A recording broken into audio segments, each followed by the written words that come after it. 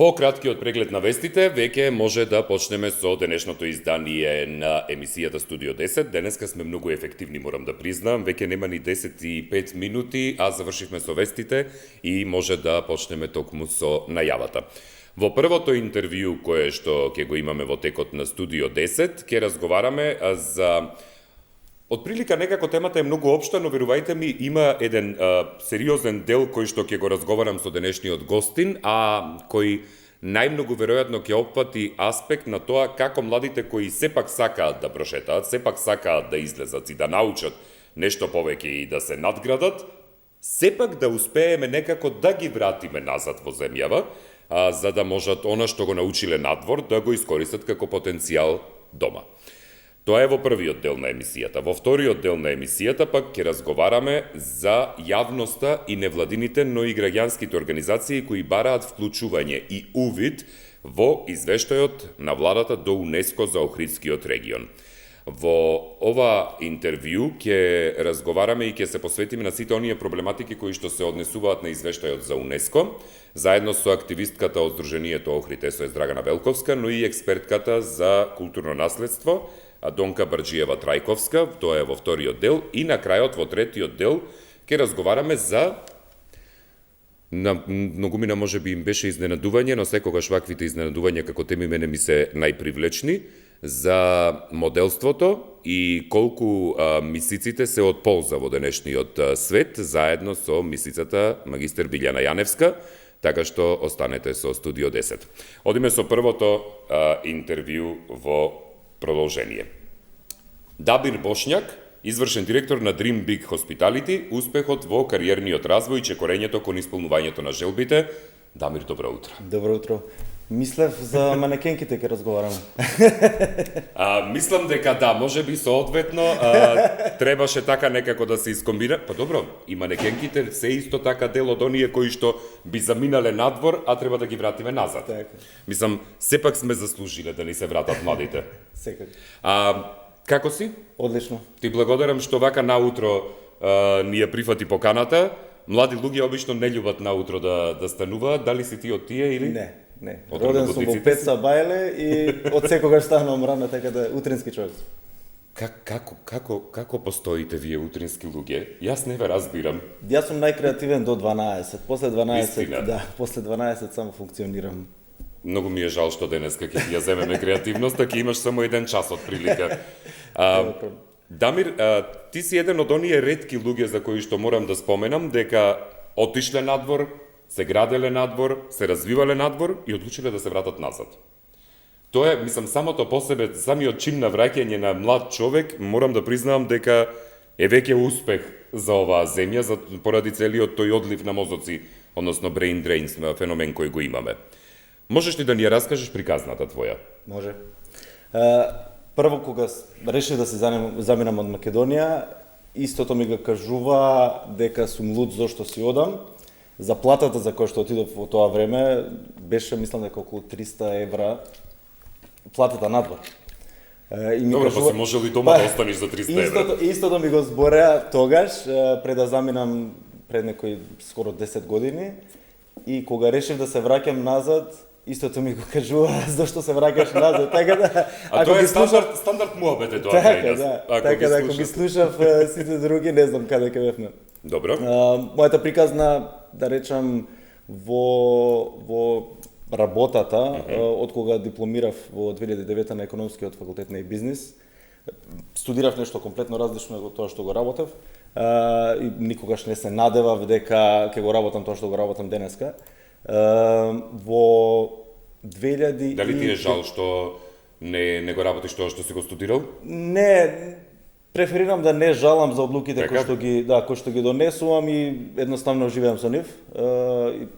И така да во 2008 бев во Америка прво искуство, да речам, надвор, и мислам дека тоа ми беше едно огромно искуство, бидејќи ми ги отвори хоризонтите како прво. И тоа е тоа што, да речеме, ме сврте од е-бизнисот и економијата, бидејќи прв пат тогаш се соочив, да речам, со hospitality или угостителство и туризам, да речеме. Така би го превеле хоспиталити, угостителство и туризам? Предпоставувам, да. Бидејќи не е тоа директно во хорека одделот, секторот, но да, уствари. Немам подобар збор. Тоа е. Да. Така Добро. да тогаш се заљубив некако во тоа, бидејќи таму работев како вале атендант, односно паркирав коли, Добро. белмен, носев багаж, пречекував луѓе и така натаму. Меѓутоа ми беше некако интересно, бидејќи имаше комуникација со луѓе секојдневна, од различни култури, различни образовни бекграундс. Добро. И така натаму и некако се заљубив, да речам, и тоа ми го трасираше патот на кај хоспитали. Многумина ќе речат во животот од работа нема срам, ни една работа не е срамна, треба да се работи, ама тоа баш во праксата и не го прават тие што го велат. Да, ќе ви речат не ми е мене срам да работам никако келнереве и како вале во случајот и слично, ама од друга страна никогаш нема да прифатат ако им предложите некаде бе имам пријател има кафеш бара келнерке, не. Да. Дали тоа гледам дека во тој дел, значи воопшто не си имал пречки за кариерниот развој. Не, И дали сметаш дека таквиот став е погрешен? Да, мојата прва работа, моите родители не знаеа за тоа, беше на некои 9 години. Живееме... Ти си почнал и помлати од мене, Да, јас на 11, ти на 9, да. Раниот успех е важен. Е така. Израсна сум близко до Бит пазар и сватив и изнајдов потребата на продавачите, да речам, на пазар, бидејќи во летно време, за време на летниот распуст, се жедни, така топло им продаваат и им продава фладни сокови. Каков предприемач на 9 години, браво. Добро. Така да, поврзувајќи се на тоа дека нема срам од работа, дефинитивно и сум работел се и се што и не ми било срам и секогаш сум бил горд на тоа и кога станав директор и генерален менаџер, им го кажував тоа на моите вработели, бидејќи стварно ако почнеш од некаде, ги знаеш, да речам, знаеш нешто што поминуваат вработените на тоа ниво и можеш да ги разбереш подобро кога ќе станеш утре менаџер и директор. Така да, луѓето кои што зборат би работел се и се што кога мислам додека бев исто во Блискиот Исток, ми се ува луѓе од овде и ми викаат слушај, можеш да ме помогнеш за работа и кога им речам да 1 2 3 се повлекува некако бидејќи нешто вика не е тоа за мене или нешто така. Тоа е многу интересно, да барате помош во однос на тоа и ме носи кон она што ние и дел од темата, иако целиот овој разговор до сега не е тематски, да барате помош од некого, за да може да успеете некаде надвор, или во најмала рака чисто да ви помогнат, за да изградите некаква кариера која овде не сте успеале, и при тоа не споделувате дека имате вие некакви преференции или нешто слично, што било. Да се работи, па макар и директор некако кај нас, тоа така бива. Зошто се врати во Македонија? Извини вака на прашањето, директно. Зошто? Па, види, неколку фактори, мислам, јас сум многу рационален човек и така размислувам и делумно емотивна е причината. Секогаш ние, кога решивме да одиме, секогаш далечниот план на долг не беше да се вратиме. Аха, значи вие сте заминале со план да се вратите. Тие планови се менуваа во меѓувреме, една година мислиме вака, една година мислиме на друг начин, меѓутоа една од големите причини и фактори беше имаме керка со сопругата и некако го немавме тој фамилиарно чувство и однос, бидејќи бевме цело време на работа и се вртеше околу бизнисот и работата. И една од тие причини беше да осети семејство, да речем, да се вратиме блиску до пријателите и до семејството. Поготово во оваа година, мислам, изминатиот период, некако основните вредности ни се враќа да разбереме што е најбитно. Така, здравието, семејството и најблиските. Така да тоа беше една емотивна, да речам, причина. Друга причина беше што сакавме да го искористиме, нели, тоа што го начна на почетокот, сето искуство кое сме го стекнале во странство, да го искористиме некако тука. И од една страна ние да придонесеме, иако е тоа мал процент, 1% во нашата економија и во нашиот регион, меѓутоа од друга страна да им помогнеме на младите на кои што сме били, на чиво место сме биле ние некогаш. Так, која е најголемата лекција која што си ја научил додека работеше тоа што се имаш работено во странство? Лекцијата во странство. Најголема Или лекција е дека... најтешката лекција може би? Што Најтешката си морал да ја прифатиш? Најтешката лекција е да бидеш сам во наводници и сам да се бориш. Меѓутоа таа и да речем има негативна и позитивна конотација. Од една страна, нели кога немаш избор, мораш да се снајдеш, ти помага, ти дава додатна мотивација и амбиција, а од друга страна нели е многу тешко да си одвоен, да речем, од блиските. Иако никогаш не бев сам, секогаш нашето патешествие било со сопругата и така заедно патувавме уште од старт. Меѓутоа тоа беше, да речем, најтешкиот дел, а од друга страна што научив е дека стварно со упорност и со труд, со позитивен приод на работите, со амбиција и мотивација дека можеш да успееш. Тоа мислам дека ми пружи една од причините што си отидовме, што не гледавме перспектива, нели? Меѓутоа тоа научив таму дека ни чичко, ни татко, ни никој не ми помагаше за да успеам, туку едноставно трудот и упорноста. Нели, секогаш треба луѓе да ти помогнат, меѓутоа тоа го ценат заради твојата работа, не кој си. Да, што кај нас е многу честа појава од почеток да те согледаат преку чии си и кој си, па потоа да зборуваат дали си за позицијата. Тоа биде обратно, нели? Да, за жал. Мислам, веројатно тоа има и огромно влијание на целиот тој феномен на одлив на мозоци од кај нас. Што е Dream Big Hospitality? Dream Big Hospitality, како што името наложува, е организација која што формиравме заедно со сопругата и со самото име сакавме да наложиме на луѓето, односно на младите и тие кои што се сега влегуваат во кариерата или се заглавени во кариерата и сакаат да пробаат нешто друго, е тоа да сонуваат големо. Како што кажав, моите почетоци беа многу скромни и во текот на годините успеавме да, мислам, стигнав до, да речем, генерален менаџер на хотел во Дубај и најмладиот на... Да, тоа сакав сега да додадам, дека си најмлад човек кој што си има појавено на насловната страница на хотелиер магазин кој што е се издава во Блискиот Исток. Така фала. Така да, затоа формиравме и затоа името, да речеме, Dream Big, затоа што може да се сонува. И стварно, ако сакаш, можеш да успееш. Ја формиравме организацијата од една страна да им помогнеме на младите, студенти, тие кои имаат аспирации да пробаат нешто друго, да имаат амбиција да успеат. Како прво, бидејќи тоа е многу битно.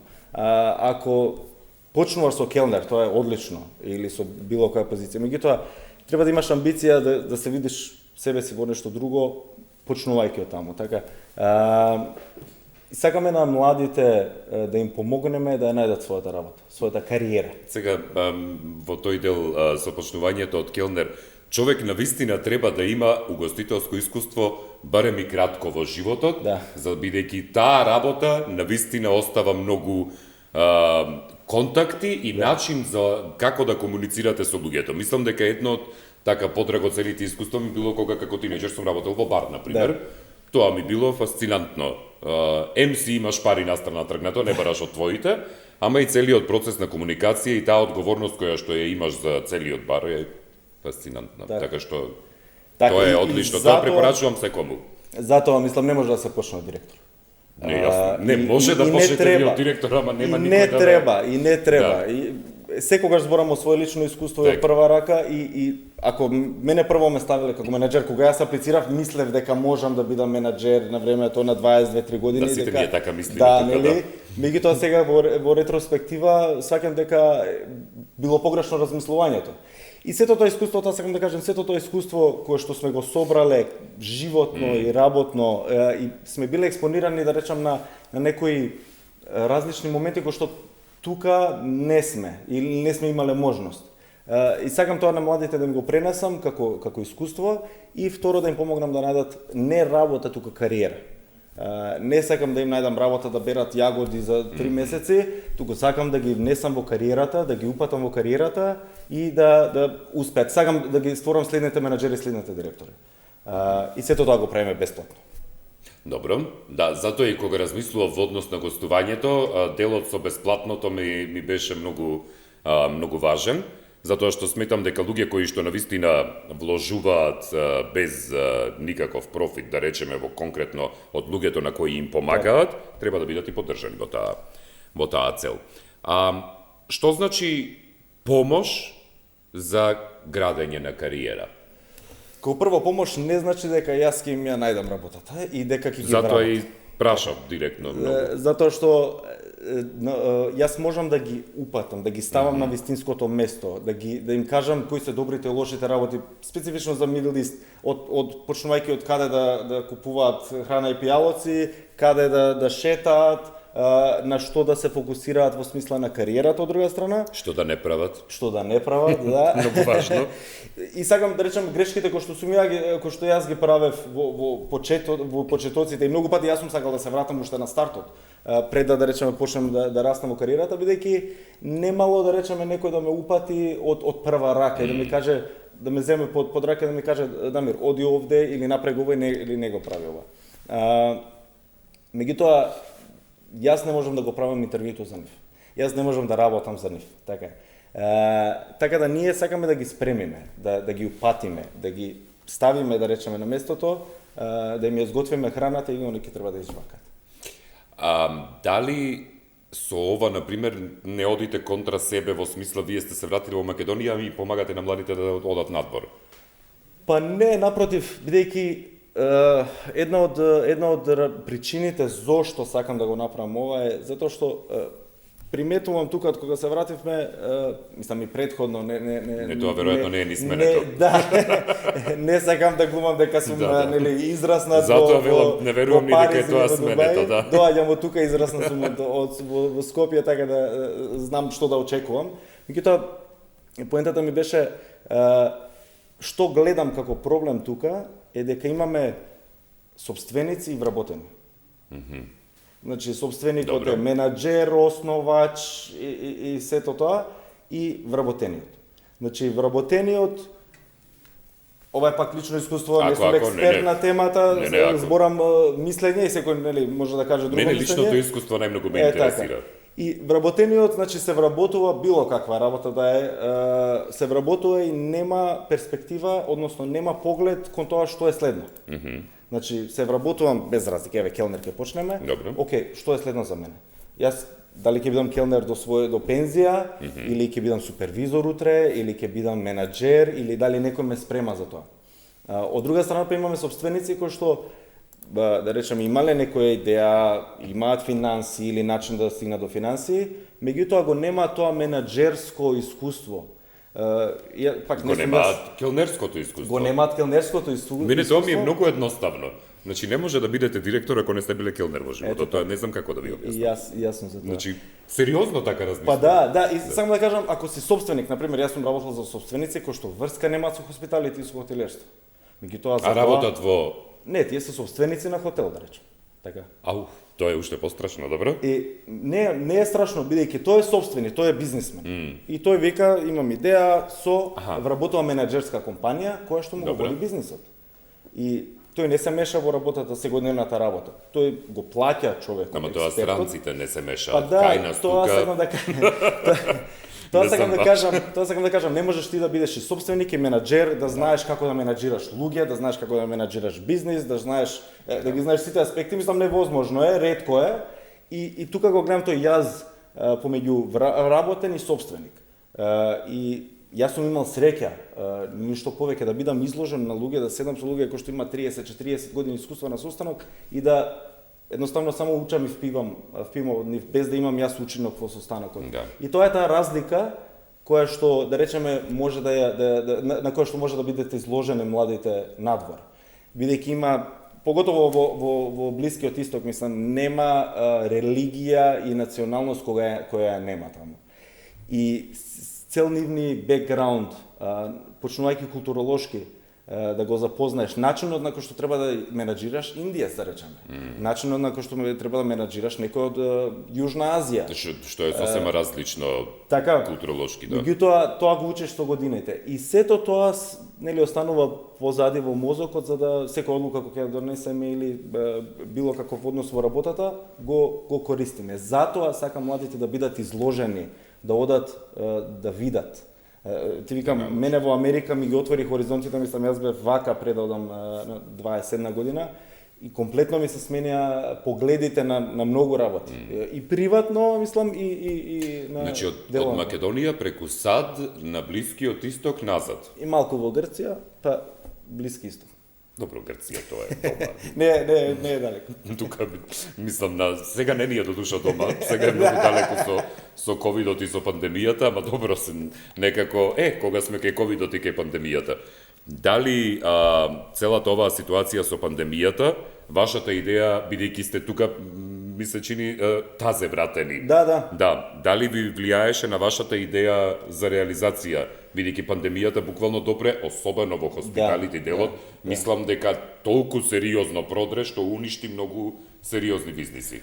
Така и затоа ти викам, кога решивме да се враќаме во екот на пандемијата, сите не правел луди. Затоа што пандемијата јас покрај нели сите негативни работи кои што ни ги донесе нажалост, позитивното, да речеме, од тој аспект е дека како прво многу хотели беа на пауза во оваа година и сега е времето кога нели повторно се отварат многу хотели кои што треба да се отворат, не се отворија нели заради сочување на трошоците. Меѓутоа сега во оваа година и во овој период гледам дека почнуваат полека работите да се движат. Од друга страна, исто нажалост многу луѓе изгубија работа.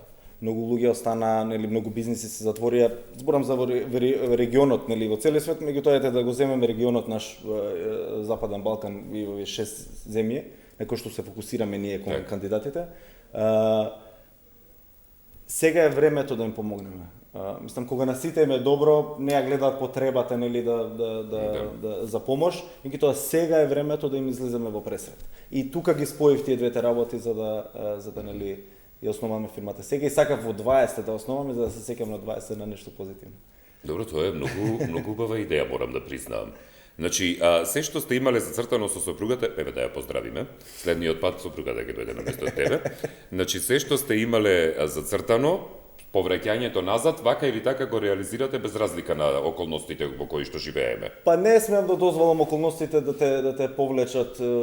Во секоја, нели, како викат, во секоја негативно треба да најдеш opportunity, така можност. И јас така гледам на работите, позитивно. Што треба да поседува еден млад човек, Дамире, и од искуствата кои што ги имаш и што си соработувал и што си собрал и по странство и слично, што треба да поседува еден млад човек кој туку што завршил факултет или пак нема се уште завршен факултет, сака да прошета, да размисли дали тоа што избрал е во ред па да се врати назад и слично. Како карактеристика еве според тебе?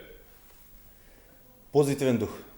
Мислам, мене ми помогнало во позициите каде што сум напредувал, да речеме, ако било меѓу мене и уште неколку луѓе да бидат унапредени во работата, ме одбрале мене не затоа што сум бил најдобар или затоа што сум имал најдобри резултати, туку затоа што со транспарентност, искреност и позитивно приоѓање кон работите, кон проблемите, кон било што, сум носел некоја позитивна енергија.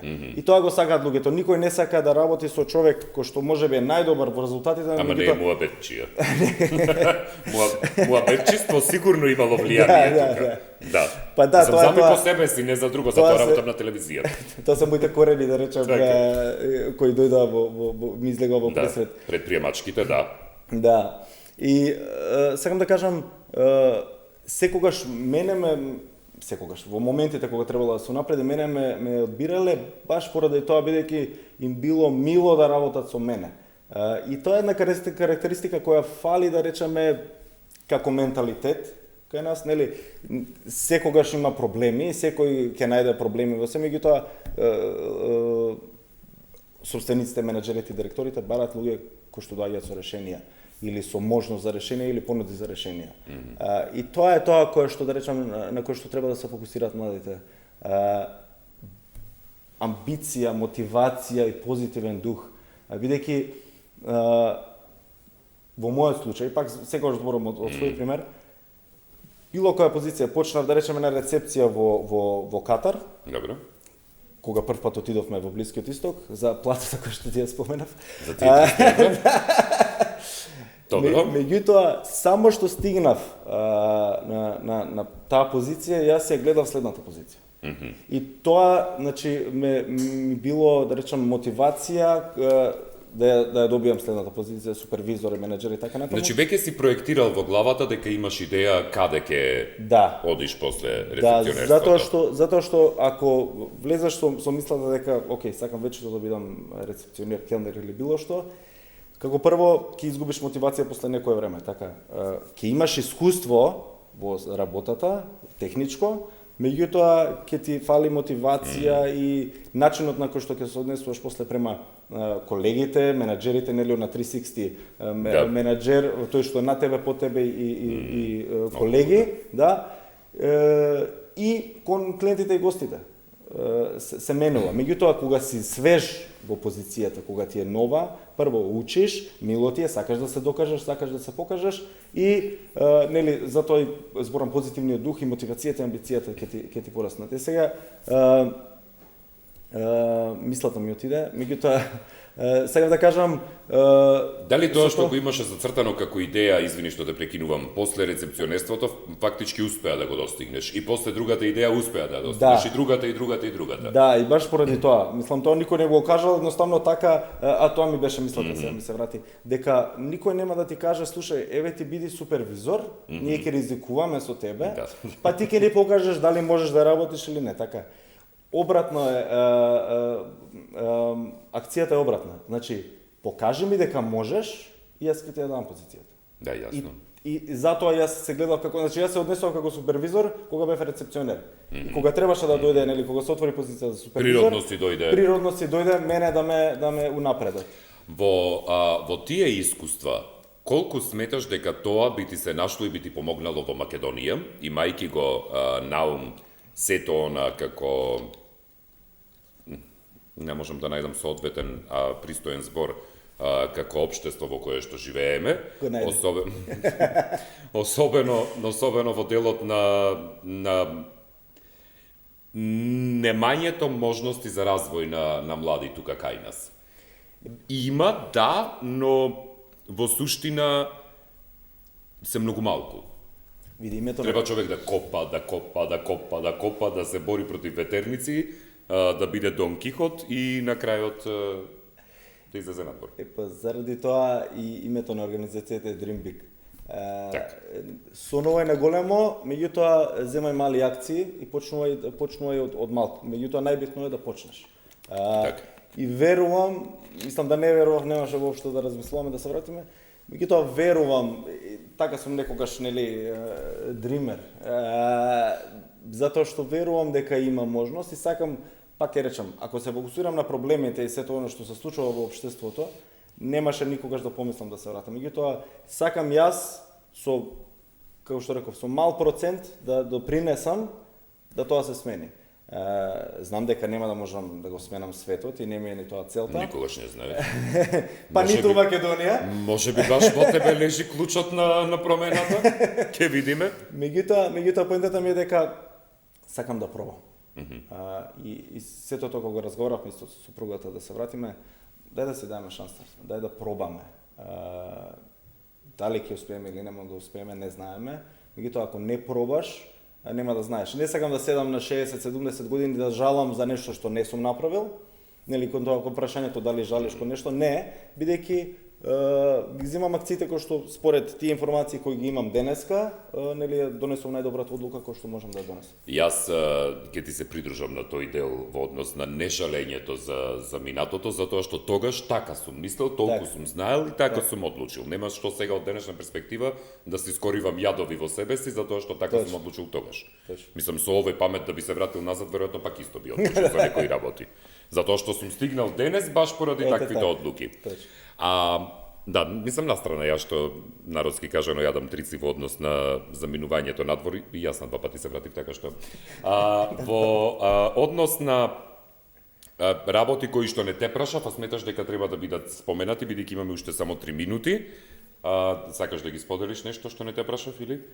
Па не, мислам, сакав само неколку факти да кажам навраќајќи се на тоа колку млади си одат и зошто си одат. И сакам да неколку термини Ајде. да искористам. Brain gain, кој што го спомна, brain drain, кој што го спомна ти, е дека многу голем процент, односно околу 43% на луѓе кои што се заминале од регионот, а ги имаме од 90 до денеска преку 4,5 милиони заминати во светот. Од тие 63% се работно способно население и кој што најголем дел од нив се одат поради финансиски причини. Сега тоа е тој brain drain. Меѓутоа на долг рок, мислам дека има позитивно нешто, да речеме, нели, мојата приказна дека се вративме, на долг рок може да произнесе кон brain gain. Бидејќи зошто? Едно е затоа што тие кои што останале тука или сакале да отидат, меѓутоа се дошколувале и ги зголемувале вештините и образованието, меѓутоа не отишле, позитивно влијае на домашните економии, бидејќи нели имаме поспремни луѓе. Како прва, како второ луѓе кои што се вратиле и го носат своето искуство во Македонија или да речем во земјите во регионот од каде што доаѓа. Меѓутоа еден проблем кој што гледам тука е brain waste. Тоа е дека луѓето поради јазот меѓу примањата кои што ги имаат тука и кои што ги имаат во странство, односно во државите каде што одат, е дека се спремни да прифатат работа која што е поплатена од тука, меѓутоа е под нивните способности. Да, тоа е многу чест случај.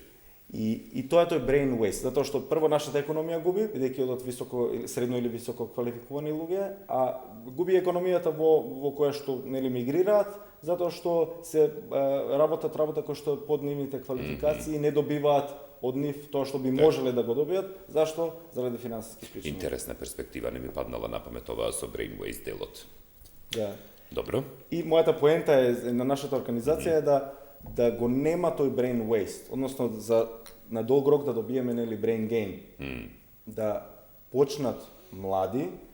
И јас и на керка ми истото би го советувал.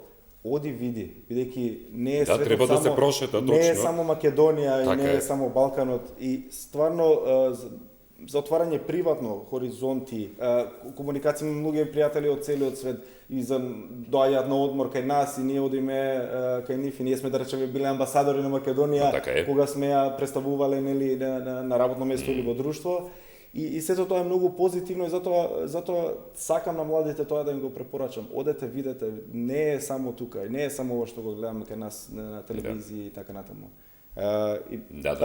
Не е само Дамир што го гледате на телевизија кај нас.